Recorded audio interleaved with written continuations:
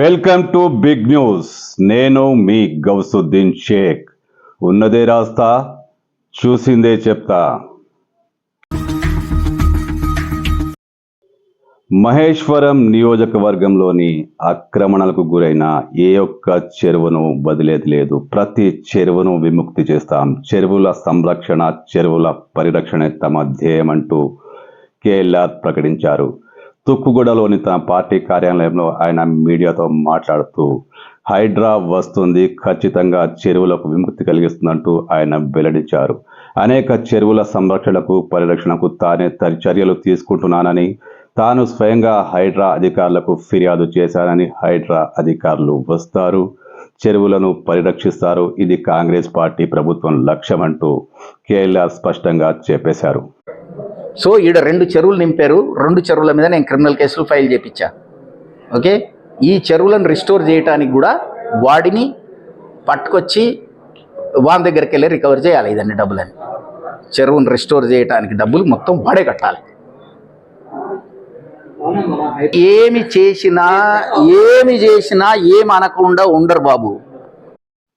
చెరువులను కబ్జా చేసుకుని ఉన్న అక్రమ నిర్మాణాలను కూల్చడమే కాదు, ఆ నిర్మాణాలకు బాధ్యులైన వారిని శిక్షిస్తాం. అక్కడ ఉన్న కట్టడాల తొలగింపుకు అయిన ఖర్చు కూడా వారి నుంచే వసూలు చేస్తాం. ఈ చిన్న పైసా ఖర్చైన ఆక్రమణదారులే భరించాల్సి ఉంటుందని కేఎల్ఆర్ స్పష్టం చేశారు.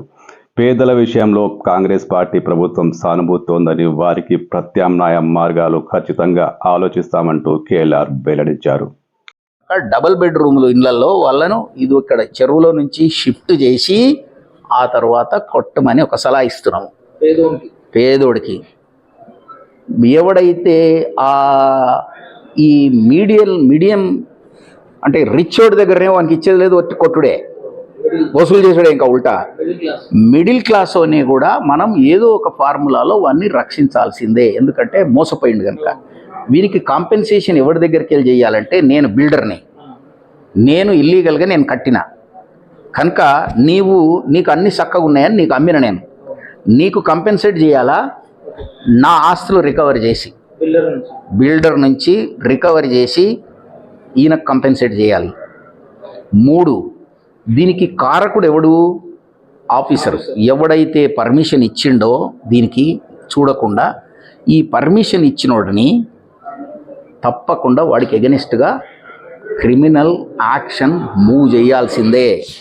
రేపు ఫ్యూచర్లో కూడా ఇలాంటిది ఏమన్నా తప్పు సర్టిఫికెట్ ఇవ్వాలంటే పోసుకోవాల్సిందే. కనుక దీన్ని పర్మనెంట్గా కాపాడాలి అంటే ఇవన్నీ చేయాల్సిందే.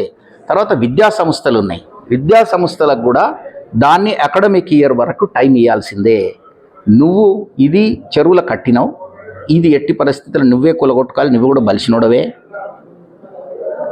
ఈ అకాడమిక్ ఇయర్ వరకే నీకు ఛాన్స్ ఇస్తున్నాం.